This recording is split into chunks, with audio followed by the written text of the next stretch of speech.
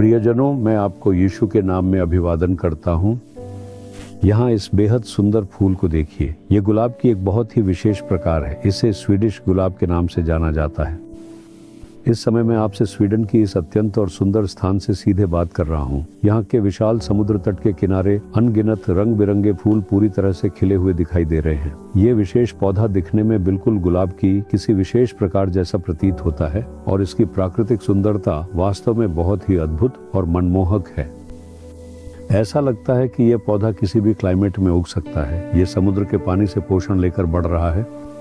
यह किसी भी मौसम को सहन कर सकता है, चाहे वह गर्मी हो या ठंड का मौसम। यह कितना सुंदर फूलों का पौधा है, एक गुलाब का पौधा। इसे स्वीडिश गुलाब कहा जाता है। यह बहुत सुंदर और मनभावन है। हमें भी ऐसा ही होना चाहिए। यीशु मसीह शारोन देश का गुलाब है।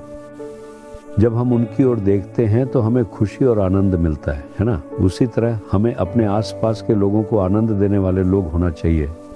हर परिस्थिति में, चाहे वह अच्छा हो या बुरा, हमें हमेशा मुस्कुराता और प्रसन्न चित्त चेहरा रखना चाहिए और आनंद फैलाना चाहिए। यही प्रभु की इच्छा है। लेकिन आप तो उदास और दुखी लग रहे हैं, आप निराश दिखते हैं। हमें ऐसा नहीं होना चाहिए, है ना। हमें खुश रहना चाहिए। ठीक है, तो क्या आप जानने के लिए उत्सुक हैं कि प्रभु आपके लिए क्या वचन रखे हैं?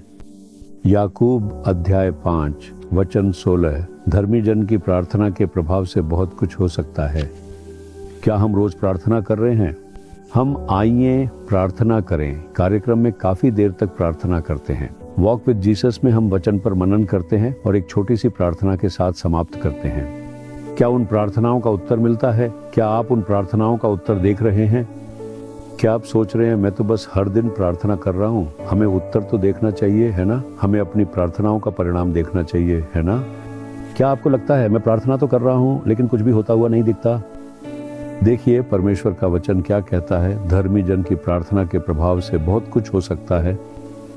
आपको एक धर्मी व्यक्ति होना चाहिए और आपको केवल कर्तव्य समझकर प्रार्थना नहीं करनी चाहिए, बल्कि आपको पूरे मन से उत्साहपूर्वक प्रार्थना करनी चाहिए। तब प्रभु कहते हैं आपको उत्तर मिलेगा। क्या आप सोच रहे हैं धर्मी व्यक्ति? क्या मैं धर्मी व्यक्ति नहीं हूँ? क्या मुझ में बहुत सारी कमियां हैं? मैं धर्मी कैसे हो सकता हूँ? जब प्रार्थना करने के लिए कहा जाता है तो कुछ लोग कहते हैं मैं तो पापी हूँ भाई, मैं प्रार्थना नहीं कर सकता। आप धर्मी हैं और प्रभु आपकी प्रार्थना सुनेंगे। लेकिन क्या आप जानते हैं कि शास्त्र क्या कहते हैं? हर व्यक्ति जो यीशु के लहू से छुड़ाया गया है वह धर्मी है। जब आप पश्चाताप करते हैं और यीशु के लहू से शुद्ध होते हैं तो आप परमेश्वर की संतान बन जाते हैं और धर्मी कहलाते हैं। आपको धर्मी बनने के लिए बुलाया और चुना गया है। इसलिए आपको यह विश्वास होना चाहिए कि आप यीशु के लहू से धोए गए एक धर्मी व्यक्ति हैं। अगर आप पाप में बने रहते हैं और पश्चाताप नहीं करते तो प्रभु के लिए आपकी प्रार्थना का उत्तर देना कठिन हो जाता है।